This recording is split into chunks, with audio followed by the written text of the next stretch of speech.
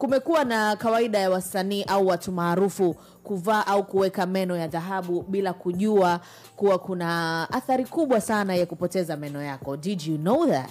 Of course tunaona wasanii wengi wa Marekani hata hapa nyumbani Tanzania wakiweka hizo grills.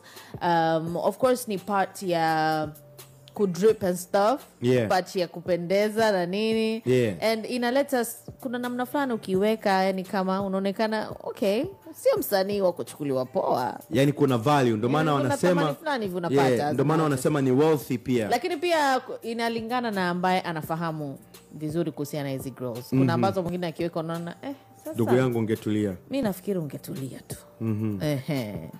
Anyways, jamaa mmoja aliyefichwa jina lake kutoka Marekani amekuwa ni shuhuda wa jambo hilo, ambapo amefanya interview na Dr. Mario Montoya na kuelezea kuhusiana na madhara ambayo amepata kutokana na meno haya ya dhahabu au also ambazo watu tofauti as we said wanakuwa wanapenda kuweka. Huyu jamaa bwana alienda baada ya kupata athari hizo kubwa za kupoteza meno yake.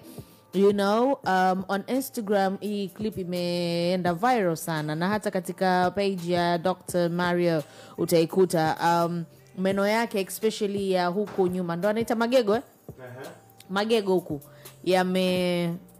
yameharibika kabisa, na mengine yametoka, unaona tu ni finzi. It's sensitive kuona video yake, inatisha kidogo, lakini inaonesha athari ambazo amepata kutokana na meno haya ya dhahabu. And I don't know, lakini pia mimi naamini Omi, pamoja na kwamba wanasema kwamba meno haya yana madhara, ila kila kitu ukikizidisha kina madhara. Too much is harmful. Mimi naamini hivyo. Kuna wengine haya meno anafanya kama ndo meno yake. Lakini na mimi ndio kwa point yangu, labda kama ukivaa muda mrefu. Lakini pia kama unavaa fashion to one time. Pia ukiwa unaenda kuweka haya meno, sawa, au kwenda kutengeneza, I'm so much sure kuna instructions ambazo unapatiwa juu ya haya meno na matumizi yake. I don't want to believe kama haya meno ni yanawezekana kukaa na kuyavaa muda wote. I don't want to believe that. Umeona?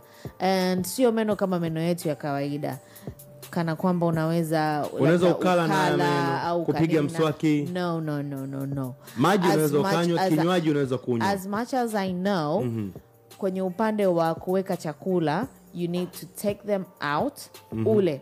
Kwa sababu hata zile ni kama fashion too. What do they call veneers? Yeah, zile unaweka